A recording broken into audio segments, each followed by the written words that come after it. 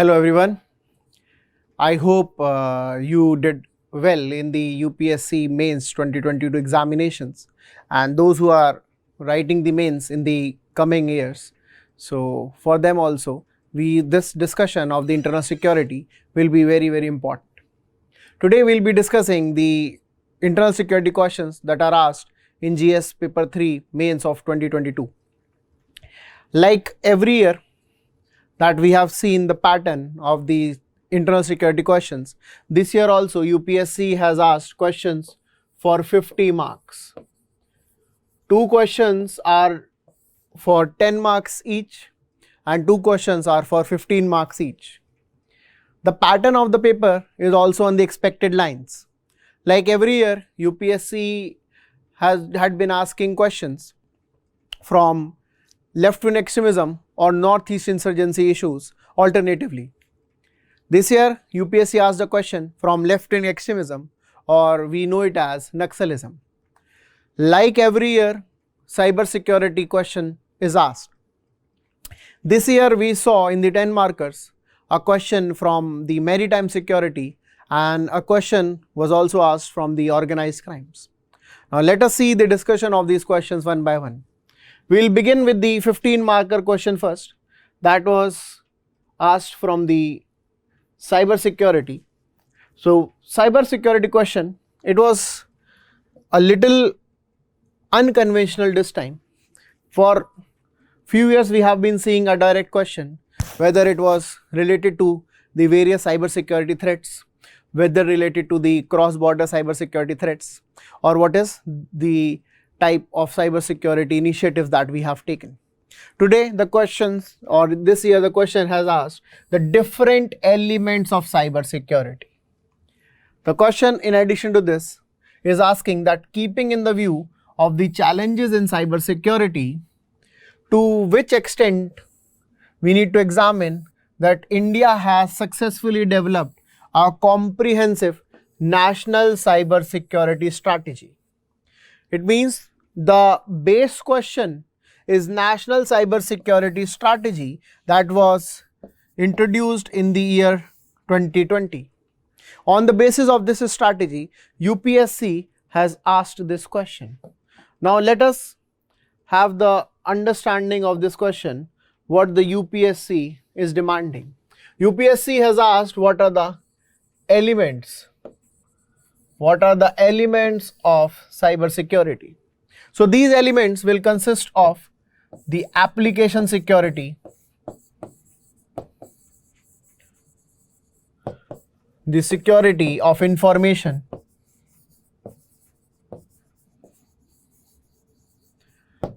the security of network, the security of end user,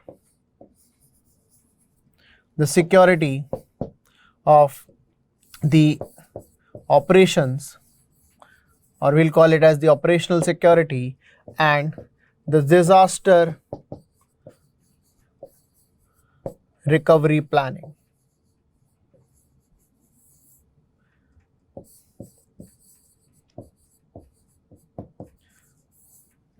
On the basis of these 6 elements of cyber security,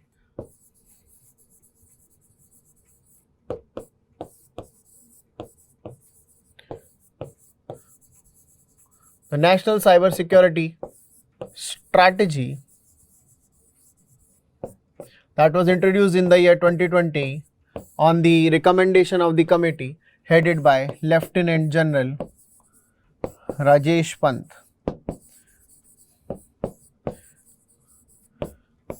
This strategy has identified the given elements of cyber security.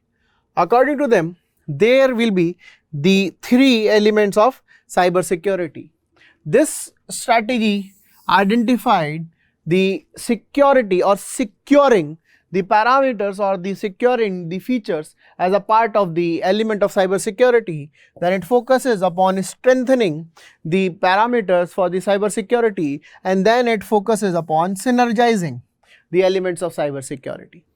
Now it wants to understand that they need to secure a large scale digitalization of public services, because in the present times we have witnessed there is a large scale digitalization of everything that we see as a delivery of public services. That needs to be secured. The supply chain initiatives or the supply chain security is also becoming very important, because we have witnessed in the recent times that the government and the whole world, due to the COVID-19 situation, is focusing upon the supply chain resilience. That resilience can be reached if we secure our supply chain. We also need to secure the critical information infrastructure protection. We need to secure our digital payment systems, because maximum payment in the country and in the world right now is through the digital mediums. The physical mode of exchanges of payment is now reducing day by day. We need to have sectoral preparedness. It means we should not only be focusing upon the overall infrastructure, we need to focus upon the various sectors also, be it energy sector, aviation sector and any other sector. We also need to understand the state level cyber security. At present, we are only focusing upon the cyber security at the national level. The focus shall also be put for the state level cyber security. We need to focus upon the small and medium businesses and their cyber security. We have been focusing upon the critical infrastructure. We have been focusing upon the big industries, we have been focusing upon the government sectors, but now we also need to focus upon the preparedness of the small and medium businesses, and we need to keep everything in mind while using the advanced technology, whether it is 5G, whether it is Internet of Things, whether it is artificial intelligence or machine learning, etc. So one of the important element as per the national cybersecurity strategy is securing the national cyberspace. Then it focusing upon the strengthening the cyberspace by focusing upon the structures of the cybersecurity, by focusing upon the budget allocation for cybersecurity, for research, innovation and technology development, for capacity and skill building, for the auditing, crisis management and data security. This element will also include the synergy between the internet infrastructure, the various internet infrastructure, whether it is through broadband, whether it is through the mobile communication, whether it is through the other systems. It should be having a synergy. The standards for the cyber security shall also be developed. There should not be any ambiguity in the various standards for cyber security. There need to be focus upon a synergy for cyber insurance, and we need to develop a brand India, and we need to focus upon cyber diplomacy and cyber crime investigation. So as per the demand of the question, we can write any of these as the part of the elements of cyber security, be it the various types of security as we discussed previously, or the most appropriate will be the discussing the elements of cyber security as per the National Cyber Security Strategy 2020. Now going back to the previous part of the question, or the second part of the question, that keeping in view, examine the extent to which India has successfully developed a comprehensive national cyber security strategy. It means we need to understand the challenges. Now let us understand what are the various challenges to the cyber security in our country.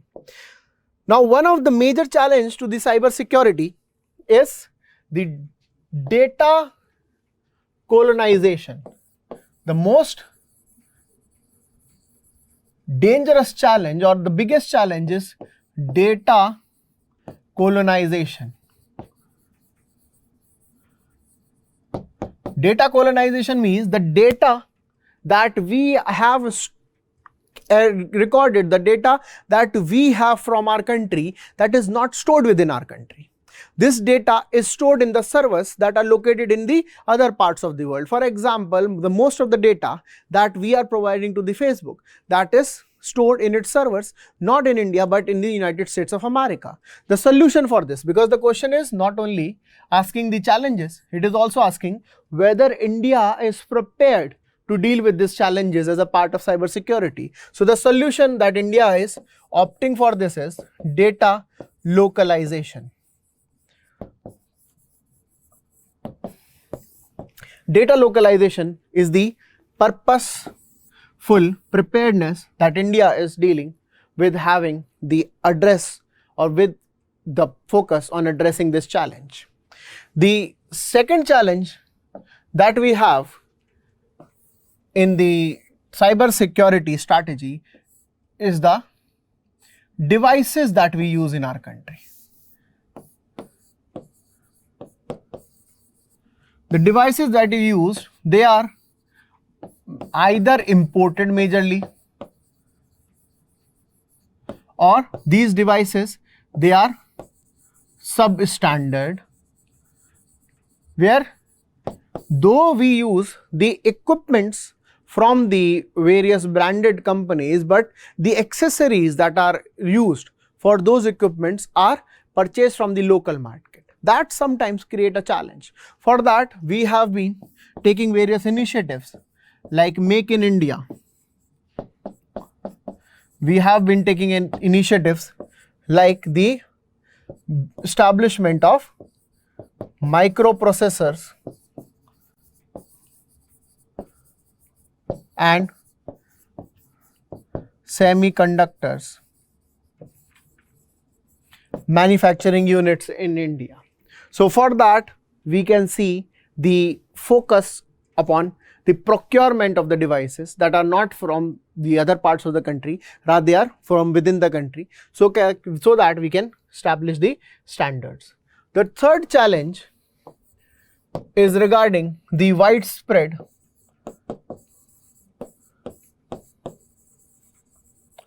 digital illiteracy.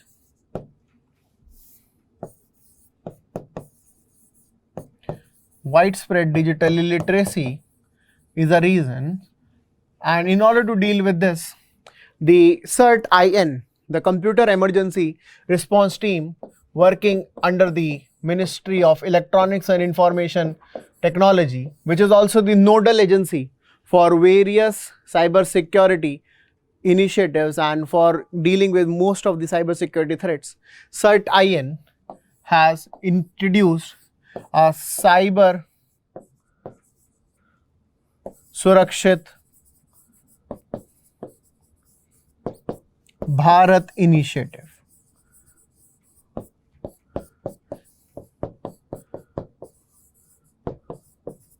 These are the initiatives that will be providing the digital literacy to the people of this country, and this is working on the PPP mode.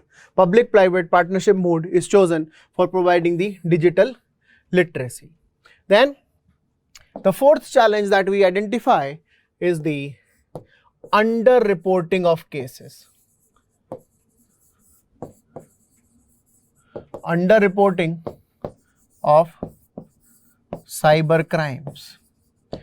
In order to deal with this threat, the Ministry of Home Affairs have introduced a national cybercrime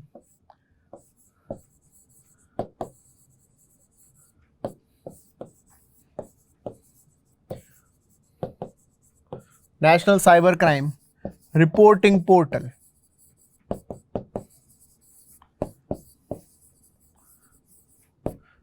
Right? This is introduced under the aegis of Ministry of Home Affairs. In order to provide convenience to the users and the people who want to report a crime, a toll-free number for reporting cybercrime is also introduced. 1930 is the number through which a person can report a cybercrime. Now the fifth challenge for the cyber security in India is the lack of adequately trained cyber security force. This had been identified as a part of the National Cyber Security Policy 2013 also, and that is why it was envisaged that there will be 5 lakh cyber security force that will be raised. Ministry of Home Affairs has also, for taking the cyber security and the implementation of the cyber security threats very seriously, have established a Cyber and Information Security Division.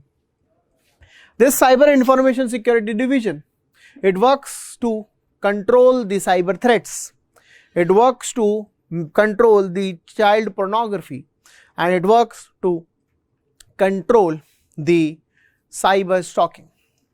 For that, there is an I4C, Indian Cyber Crime Coordination Center is established to deal with the information that has been provided from the Indian Cyber Crime Coordination Center. A National Cyber Warrior Police Force is also established. Now this police force or National Cyber Police Force, it will deal with the law enforcement of the cyber security. Now in addition to this, there are various other initiatives like National Critical Information Infrastructure Protection Center. It is established under the Prime Minister's office that provides the protection to the critical infrastructure. The National Cyber Crime Coordination Center is established to scan the internet traffic coming in the country and also to provide the real-time information to the security forces. A defense cyber agency is also established to provide the cyber security to the defense agencies. There is also a CERT-FIN, the Computer Emergency Response Team Financial Sector, which is exclusively for the financial sector in the country. We also have a Cyber Swachhata Kendras. These Cyber Swachhata Kendras, they provide the cleaning of any type of cyber malware, any botnet attack on the electronic devices. So these are the initiatives that we have been taking in our country with respect to cyber security.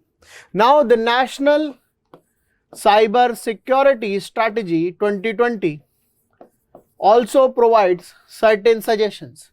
The suggestions like the beginning of a national cyber security services, which will be like other Indian engineering services. So it will be established as a suggestion.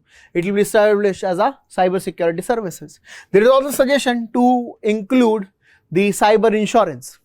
The insurance penetration in our country is very low, and the cyber insurance is absolutely absent in a larger scale.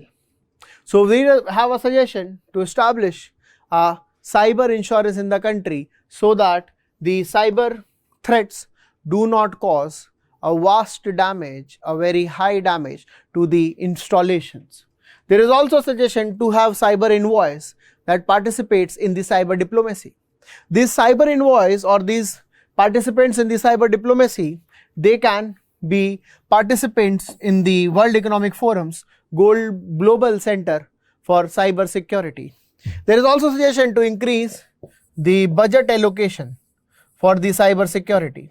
This budget allocation is suggested to be increased to 0.25 to 1% so that the cyber security can have adequate resources so that we can deal with these threats. So these can be the suggestions that can be used in the answer with respect to the cyber security.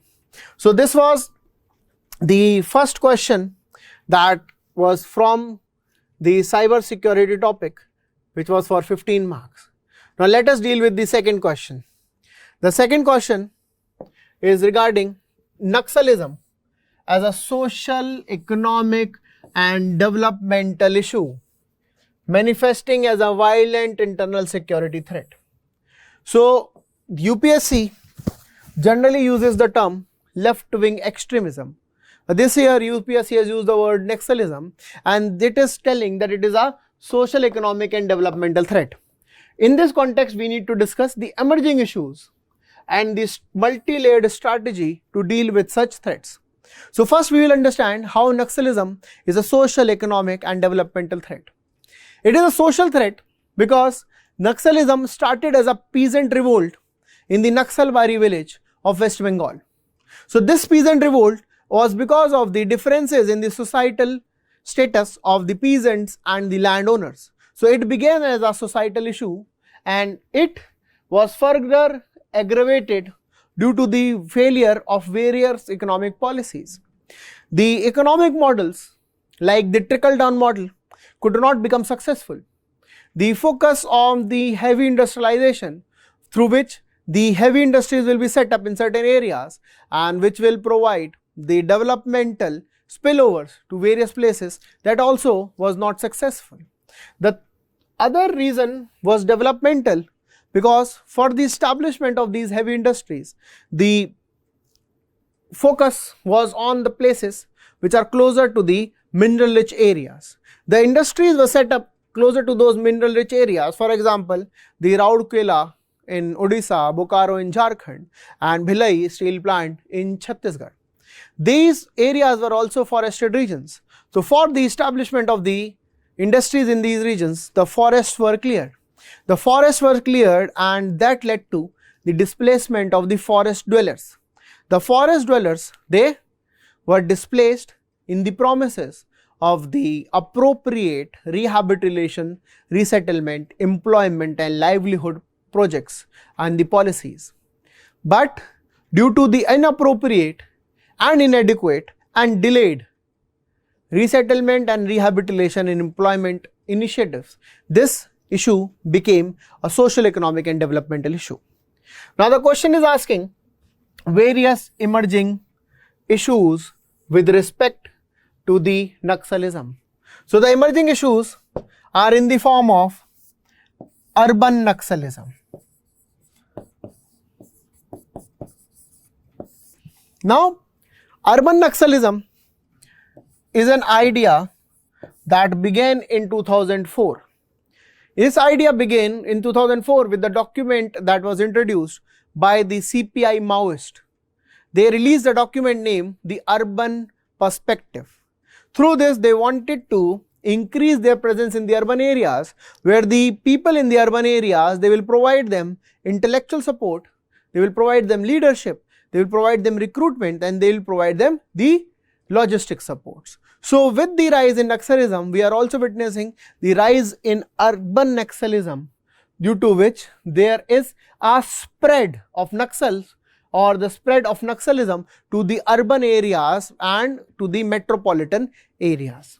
The second threat that we identify is the organized crime. The organized crimes are also increasing, where we see the direct linkage between the Naxals and the arms smugglers, between the Naxals and the drug traffickers, between the Naxals and the timber mafia, and we are also witnessing a direct linkage between the rise of Naxalism and the organized crime of extortion, kidnapping and contract killing. So there is also a problem of organized crimes. There is also an issue of the guerrilla warfare which is rising. Guerrilla war, the Naxals are fighting, which is causing increase in the casualties of the security forces. As per the latest report of the Ministry of Home Affairs, as per the annual report, the number of casualties of the security forces in the Chhattisgarh has doubled in the last 6 years, and it is because of the guerrilla warfare that the Naxals are fighting. The fourth challenge is the role of the external actors. The external actors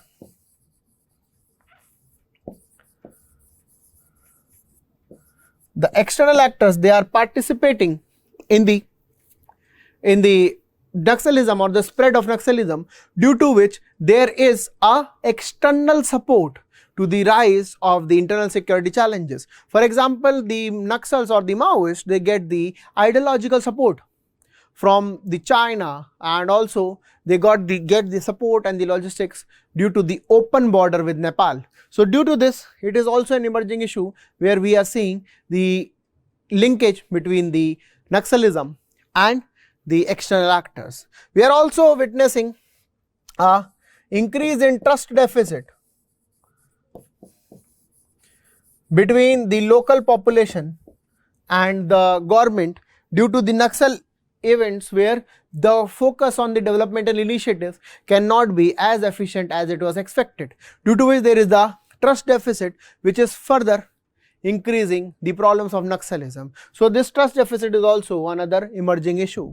With Naxalism, we can also link the emerging ecological issues, where in the deeply forested areas, the Naxals are having their camps and they are using the fossil fuels, and they are also participating in the destruction of the forest resources, which is affecting the ecology in the negative manner. Now the question asks that suggests the multi-layered strategy to tackle the menace of Naxalism. So let us understand the multilateral strategy. For this, the Ministry of Home Affairs have introduced a National Policy and Action Plan 2015. National Policy and Action Plan is a four-pronged strategy. This strategy focuses upon security, it focuses upon development, it focuses upon ensuring rights, and it focuses upon entitlements. This is a multi-pronged strategy on which the security will be provided through various sub-schemes like the modernization of police forces, the schemes like the security or the special infrastructure scheme. Special infrastructure scheme provides for fortified police stations. The modernization of police forces provides for the latest equipments, weapons, protective gears, and the vehicles like mine protected vehicles. The security related expenditure is providing the financial resources to the security forces so that they can deal with any unprecedented or threat that is coming on their way. There is also an initiative called as Assistance to Central Agencies in the Left-Wing Extremist Area Management System. So they provide the assistance to the central agencies in the left-wing extremist areas. For example, if they need a helicopter unit, so the central agencies will be provided with the helicopters through the union government, or they get the financial support for that helicopter unit. Then we also have the developmental initiative. Developmental initiatives are in the form of the special central assistance, where the union government provide the central assistance to the 35 most backward districts to fill the critical gaps in the infrastructure and service delivery.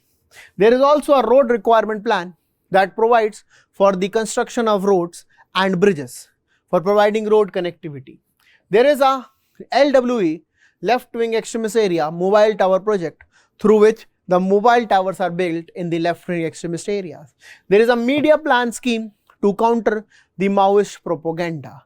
There are initiatives or surrender and rehabilitation policies for the left wing extremists, and there is an integrated action plan which provides for the district committee which will bring up the local issues to the surface and address them in order to provide good governance. So these are the developmental initiatives. And another important initiative for the left wing extremism is the Samadhan Doctrine.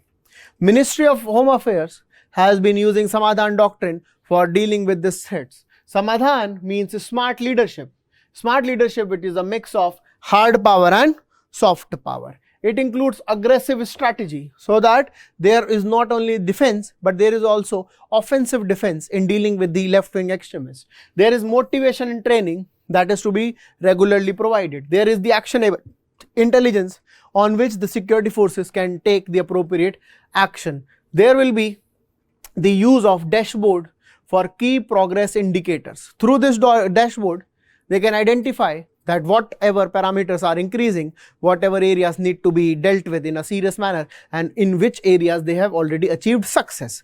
They will also be harnessing technology for the various developments. They will be using actions for all theatre. It means for all the 5 theatre of war or 5 theatres of conflict like the air, water, land, cyber space and space, all these theatres will be used, and no finances will be allowed to reach the left wing extremist areas so that they do not cause any trouble, and through which we will be dealing with the left wing extremist threats. So these are the initiatives that are taken in order to deal with the left wing extremism. Now let us go to the 10 marker questions. Now question is, what are maritime security challenges in India, and discuss the organizational, technical, procedural and other issues to improve the maritime security. So what are the issues? So when it comes to the maritime security challenges, the challenges since the 26/11 unfortunate attacks have been identified as cross-border terrorism.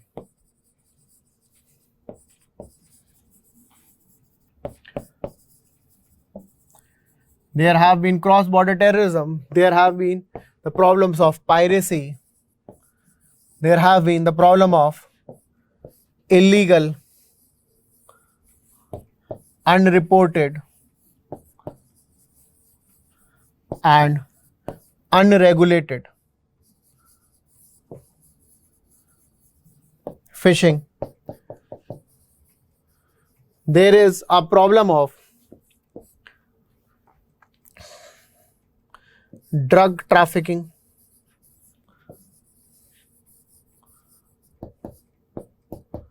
There is a problem of smuggling. There is also a problem of dark shipping.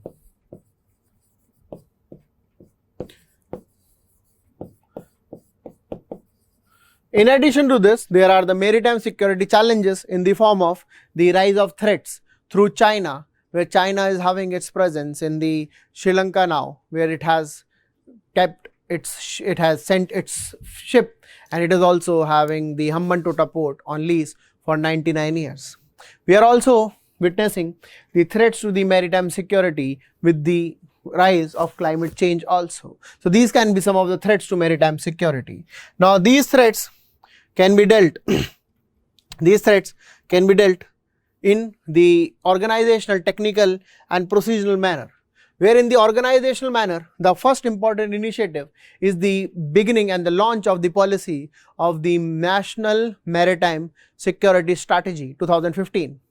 This strategy was in response to the unfortunate 26/11 attacks, where we identified that there are certain lacunae in our maritime security, and for that the Government of India introduced a coastal security scheme. The coastal security scheme is further strengthened with the National Committee for Strengthening Maritime and Coastal Security. This National Committee for Strengthening Maritime and Coastal Security will be working under the aegis of the National Maritime Security Coordinator, who will be providing the support for increasing the maritime security. In addition to this, there is a coastal surveillance network. The coastal surveillance network will provide the surveillance to the coastal areas, and for dealing with the international threats and in the Andaman Nicobar region, a tri-services command has been established. And recently, an indigenous aircraft carrier is also inducted into the Indian Navy, that is the INS Vikrant. This is the organizational initiative. In addition to this, there are certain technical initiatives where the satellite named Sindhu Netra is providing the surveillance to the warships and to the commercial ships that are within the maritime space of India. We are also having a national command, control, communication and intelligence system, where NC3I is providing the information fusion for the maritime security. There is also an information management and analysis center for the fusion of information through the information fusion center. We are also having a maritime domain awareness system, where the awareness is provided for doing anything in the maritime region. From the procedural point of view, there is a multi-agency maritime security group. Multi-agency maritime security group is working under the National Maritime Security Coordinator. The National Maritime Security Coordinator is coordinating between the various security forces that are engaged on the maritime borders, where the territorial waters till 12 nautical miles, they are under the control of the maritime police force of that state government. Then from 12 nautical miles till the 200 nautical miles, it is under the security control of Indian Coast Guard, and for beyond 200 nautical miles, it is under the surveillance of Indian Navy. However, there is no clear demarcation of territory. Like in the Sar Creek region, BSF is providing the security. In the Sundarban region also, BSF is providing the security. And because of that, there is a need for a coordination system. For that, there is a hub and spoke model.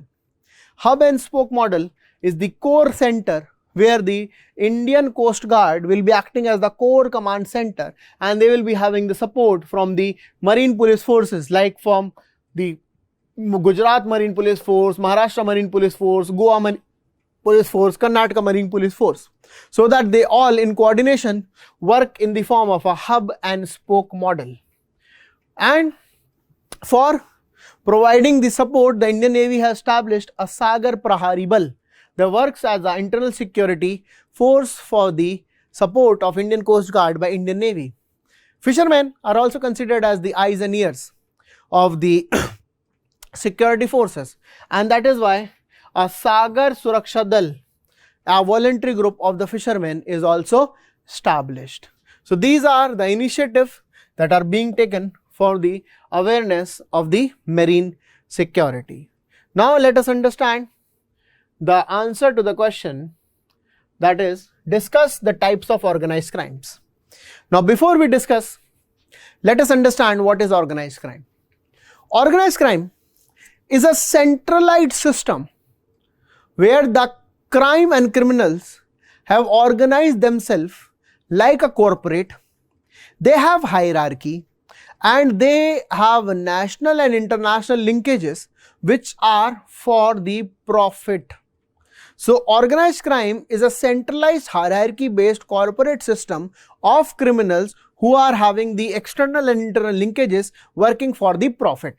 And from this dimension, there are various types of cyber crimes various type of organized crimes, like the crimes which are called as organized crime, organized gang crimes,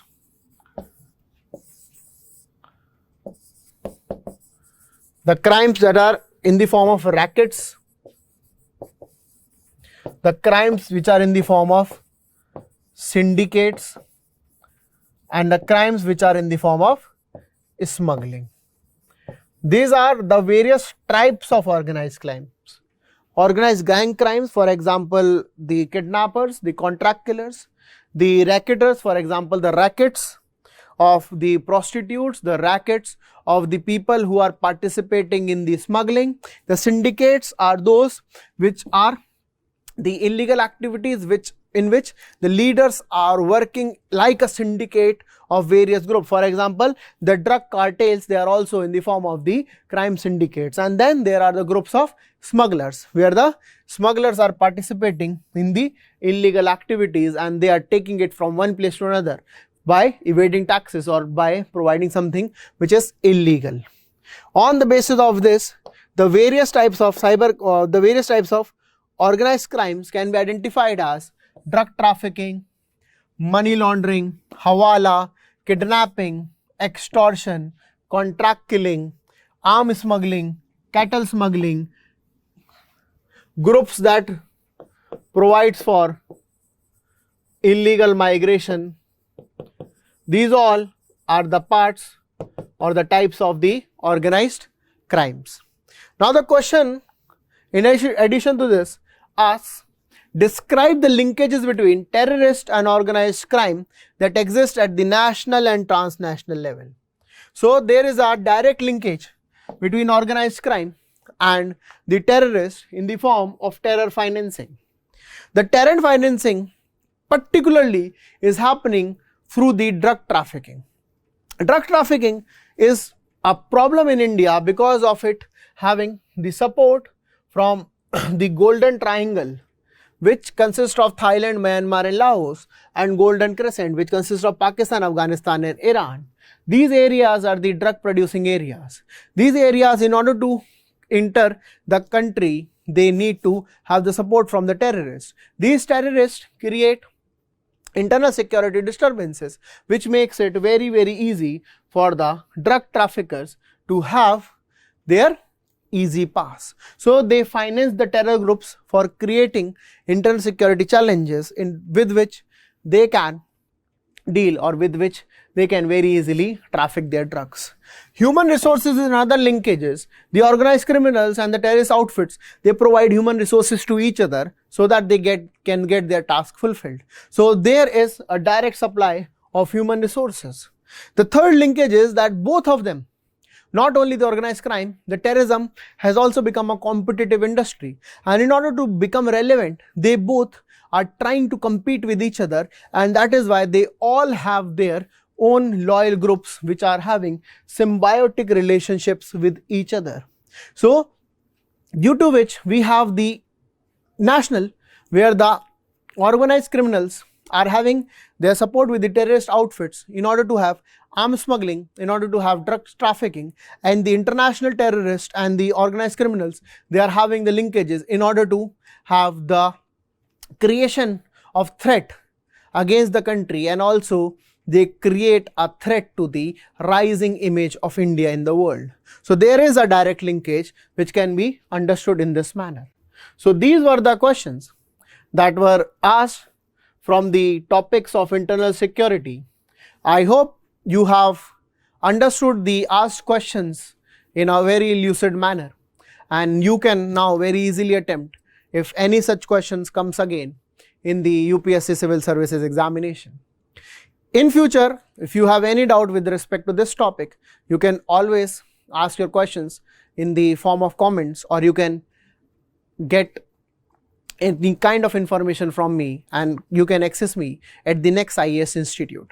Thank you very much. This is Nitish Sharma, and I wish you all the best for your future endeavors.